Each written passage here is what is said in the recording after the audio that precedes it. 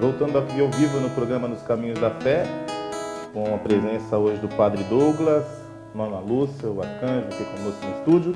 Nós vamos falar, o tema hoje é sobre a Eucaristia, tesouro da Igreja.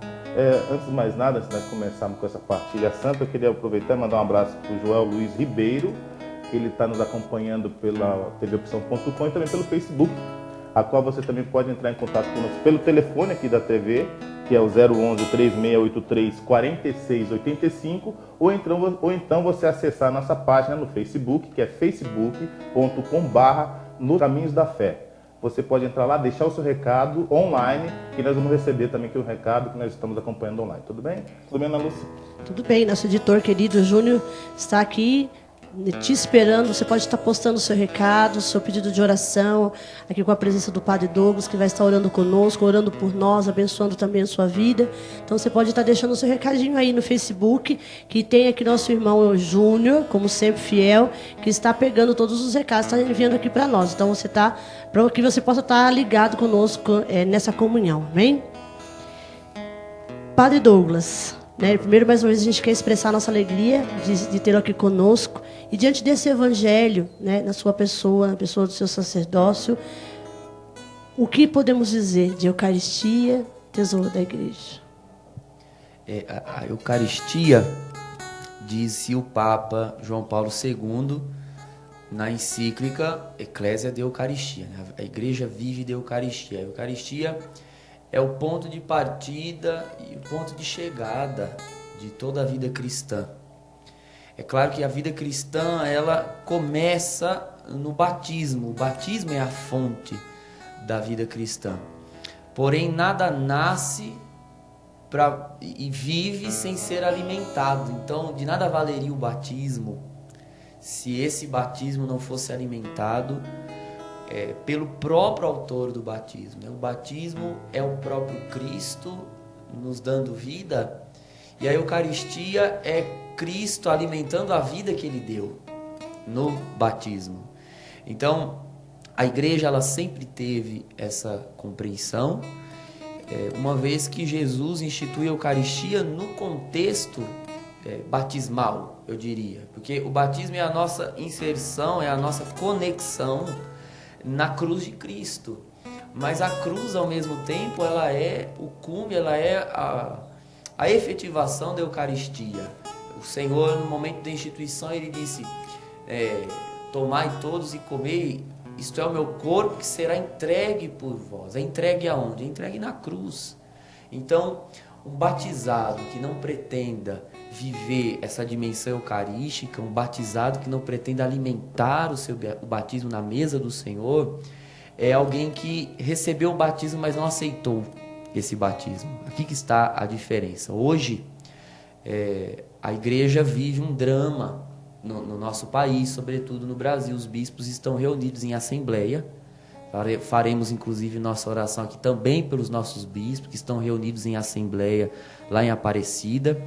E houve uma conferência na Assembleia que verificou que o número de católicos praticantes, não os que se dizem católicos, mas católicos praticantes no Brasil, hoje mal chega a 7 milhões. Num país de 185 milhões de habitantes, nós somos apenas 7 milhões de católicos praticantes. Então, isso é algo crítico. O que nós temos aqui? Um país cheio, repleto de pessoas batizadas, mas pessoas batizadas que não aceitaram o próprio batismo. O que define uma pessoa como batizada e que aceitou o seu batismo? A Eucaristia. Ela é o critério. Uma pessoa que foi batizada, mas não vai à Santa Missa, não frequenta o mistério eucarístico, não tem interiorizada essa catequese de que o Senhor é o pão da vida. Ele não é simplesmente a origem da vida, Ele é aquele do qual nós temos necessidade para continuar nessa vida da graça. Que não tem essa dimensão muito clara é, infelizmente, uma pessoa batizada, mas que não tem Jesus como seu Senhor, como seu Salvador, porque Jesus deixou na terra as formas de continuidade de presença. Né? Para ele estar presente na terra, ele instituiu os sacramentos, que são as formas pelas quais o Espírito Santo presentifica Jesus. Né? Você já parou para se perguntar por que é que nós somos capazes de dar vida? Nós vivemos em razão de uma pessoa que nós não vimos andando na rua, que não tocou a campainha da tua casa, não ligou para você. Você já parou para se perguntar como é possível, no meu caso, um jovem deixar tudo, deixar qualquer ambição profissional, num mundo, numa sociedade de competitividade de mercado, onde as pessoas querem sucesso, querem ascensão social. O que leva um jovem a deixar tudo, entregar a vida por uma pessoa que ele não viu, não ouviu assim diretamente, da forma como eu estou aqui falando com você hoje? Você também, você dá a tua vida, você dá o teu tempo para servir alguém que você não viu. Como é que é isso? De que forma esse Jesus está presente, nos alcançando, nos tocando, transformando vidas ao longo desses 2000 anos? Ele está presente por meio do seu Espírito, que enche toda a terra. Esse Espírito nos resgata, nos traz para uma comunidade de fé, e é ali naquela comunidade de fé que Cristo se revela. E quais são os veículos de revelação de Cristo? A palavra de Deus e os sacramentos. Os sacramentos são o cume dessa revelação. A fé, ela vem em primeiro lugar pelo ouvir. E ouvir a palavra de Deus é o que diz a carta de São Paulo aos Romanos. Porém, uma vez que essa fé, ela acontece em mim, ela vai gerar em mim atitudes de celebração. Eu quero celebrar esse Deus que eu experimentei por meio da fé. E aí vem os sacramentos. Sobretudo a Eucaristia. A Eucaristia, ela é, na verdade, aquela que estava o tempo todo no seio da igreja, enviando o Espírito Santo para me alcançar no mundo, para me resgatar. E quando eu encontrei a Jesus Cristo, eu fui ter doce convívio com Ele no altar. Então eu gosto dessa imagem. Uma imagem, pode ser que algum santo na igreja tenha elaborado essa alegoria, porque na igreja nada se inventa, tudo se repete. Em 2000 anos, os padres da igreja faziam muitas alegorias. Mas eu, nas minhas meditações a respeito da Eucaristia, eu gosto dessa comparação. A Eucaristia é o Rei dos Reis sentado no trono. E até que uma pessoa seja admitida à sala do trono, ele envia mensageiros que seduzam, que falem dele, que façam com que as pessoas se interessem pelo rei. Isso é a evangelização, é o anúncio da palavra. Porém, quando eu ouço a palavra e eu me sinto seduzido por esse rei, eu quero entrar na sala do trono, eu quero ter intimidade com ele. Então, na verdade, o anúncio, a pregação da palavra, ela foi, na verdade, me preparando para o convívio de fato com o rei, entrar na sala do trono. E nós entramos na sala do trono na Santa Missa. É quando nós temos acesso direto ao Rei dos Reis, que nos foi alcançar onde nós estávamos, no mundo perdido, nos nossos pecados, nossos vícios, e nós temos ali Jesus, na Eucaristia, que é um dos grandes mistérios da nossa fé. O que é interessante perceber por meio da Eucaristia é que o mistério de Deus, ele é um mistério descendente, né? Ele vai descendo. O grande primeiro mistério da fé é a Trindade, né? Deus, o ser supremo, absoluto, como diria Santo Anselmo, Deus é o ser em relação ao qual nada pode ser pensado acima dele, né? Se você pensar em algo maior do que Deus, então na verdade Deus é esse algo que você pensou maior. Então é aquele acima do qual não se pode pensar outra coisa. Esse Deus, ele é uma comunidade de pessoas, né? É o Pai, o Filho e o Espírito. Deus não é uma pessoa, Deus é 3 pessoas. Parece até um erro de português, né? Deus é 3 pessoas? Deus é 3 pessoas. Absoluto, maior que o próprio universo, que é infinito. Porém, esse Deus, ele quis descer, ele se interessou por nós. Ele quis se fazer homem, se encarnou no ventre da Virgem Maria.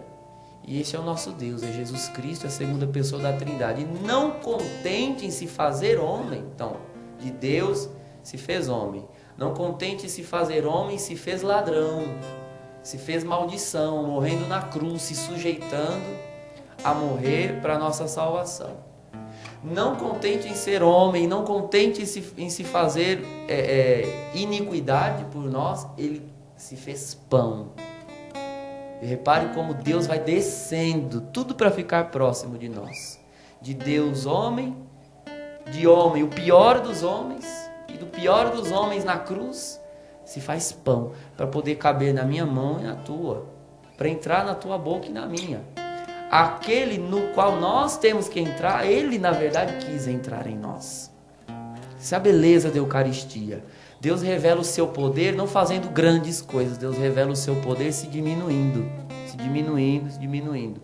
E quando eu era pequeno, fazia catequese de primeira Eucaristia, eu lembro que eu ouvia alguma coisa desse sentido, e teve um desenho animado que me elucidou, que me esclareceu, para você ver, um desenho animado. Tem aquela história do gato de botas, que ele vai até um ogro, se eu não me engano, que tinha poderes de se transformar no que quisesse, né? E aí esse ogro se transforma, o gato vai desafiando ele, né, com a astúcia dele. Se você é tão poderoso, então se transforme num leão. Ele vai se transformar num leão. Se transforma num elefante. Ele vai, um elefante. E ele vai se transformando em animais de cada vez maior porte.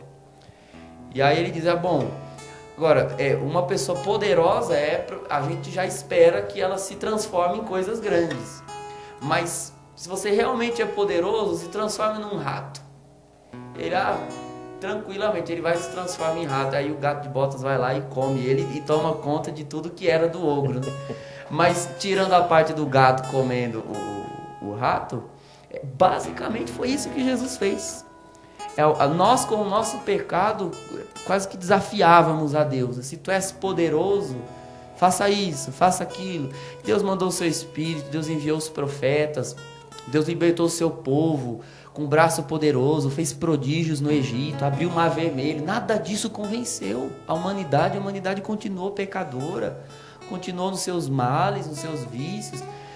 Quer dizer, Deus realizando grandes coisas, ele não convenceu o coração do homem. Quando foi que Deus passou a convencer seres humanos? Quando ele desceu, revelando o seu poder com coisas prodigiosas. Isso já era de se esperar de um Deus. De um Deus a gente já espera coisas grandes. Mas o que nós não esperávamos de um Deus era se diminuir tanto para poder estar conosco. É a prova de que Deus, antes de querer ser visto como poderoso, ele quer ser visto como amigo, ele quer ser visto como amoroso, ele quer ser visto como alguém com o qual nós temos um relacionamento. Um Deus que abre o mar vermelho para o povo passar, é um Deus que o povo admira, o povo admirava e temia, mas ninguém ousaria querer intimidade com um Deus desse, por medo, por receio. O poder de Deus, de certa forma, ali no Antigo Testamento, ele oprimia no sentido de gerar temor. O que nós lemos aqui nesse Evangelho um Deus, o mesmo Deus que abriu o Mar Vermelho, ele enviou o seu Filho para que ninguém se perdesse no temor. A primeira carta de São João diz, onde há temor, onde há amor não há temor. O que Deus quer não é um temor no sentido de ter medo de Deus, mas ele quer uma relação de amor. E quem ousaria não amar um Deus que se diminui para estar com aquele que ele ama? É esse o grande mistério de Deus. É isso que nós aprendemos com a Eucaristia. E este é o grande desafio da nossa fé. É viver aquilo que diz a letra do Tantum Ergo, né? Que a fé venha completar o que os sentidos não dão conta, porque os nossos sentidos, eles veem pão, veem vinho, e no entanto é o nosso Deus, é o nosso Salvador que está ali. O sacramento é a maneira que ele criou, instituiu, escolheu para permanecer conosco. Nós temos essa graça de ter intimidade com Deus, uma intimidade comensal, uma intimidade, eu posso ingerir o meu Deus,